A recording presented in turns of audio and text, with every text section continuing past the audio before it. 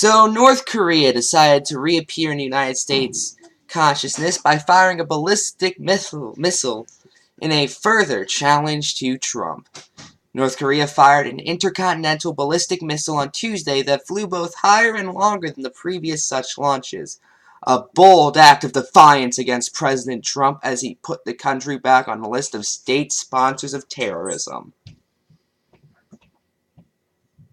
Again, just a reminder, North Korea only really claims their missile tests after they fail. That's kind of fun when you think about it. But okay, let's actually just talk about what this means. Because here's the thing, a lot of people are using this as a reason to go invade North Korea. I know Lindsey Graham. I don't know if he's actually said it yet, but I know Lindsey Graham is just going to sit there and go, invade North Korea. Oh, also invade Iran. No idea how that's connected, but invade Iran too. Let's invade both North Korea and Iran at the same time. Because he's Lindsey Graham and he can't, and he has a speech impediment. He has like a tick where he has to mention Iran in every sentence. But here's the thing. The United States has missile tests too. You think North Korea is special in this? No, we have missile tests all the time. They just don't get reported on because, well, it's the U.S. media. Do you really expect them to report on their own missile tests? Okay, now a little later on in the article, they explain how Secretary of Defense James Mattis talks about it. But Defense Secretary James Mattis expresses greater concern, emphasizing what he said were technical advances on display in the 53-minute flight, which began when the missile was launched northeast of the capital of Porijima. I feel like I should know how to pronounce it. It's the North Korea's capital. And ended nearly 600 miles to the east when it landed in the Sea of Japan. Again, they can't even hit Japan, but they're gonna hit New York.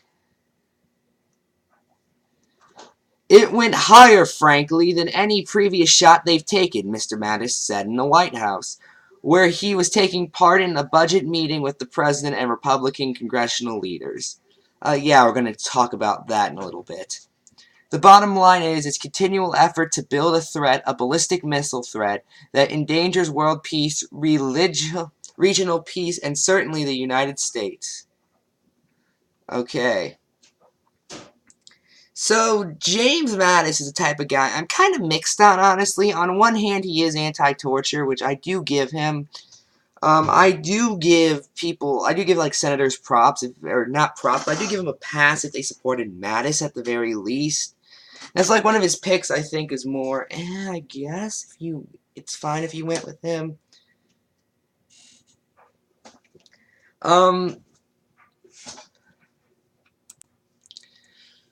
But on the other hand, I still think Mattis is being kind of paranoid, because again, North Korea can barely hit Japan. They're supposed to hit New York. Okay, no, at that point, China's our ally. We can just go over to China and say, hey, China, take care of this. And then, they can at least help take care of this.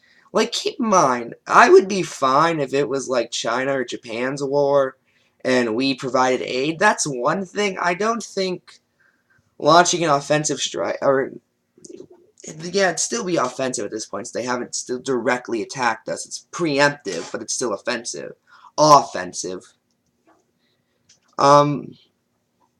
Would be the best of ideas simply due to we're not nearly in the right geographical location. Like, again, if Japan wants to go take them out and the U.S. wants to send support, fine, I'm all for that. I'm fine with that. But I don't think making it the U.S.'s war to fight is necessarily the best of decisions right now. Especially when you look at how high we are in debt and how much war costs as it is. And the fact that, again, I just pointed this out. They only say it's a missile test after it hasn't hit anything. They never say it's a missile test in progress. Kind of makes you think. Now, I'm not saying in all cases they're only saying that as an excuse, but I assume in at least some of them they are. Especially when you consider how prideful of a nation North Korea is, especially to its own leaders. It's more than likely some of it's just them screwing up, and they don't want to say it's them screwing up. I don't know. I've learned don't trust dictators.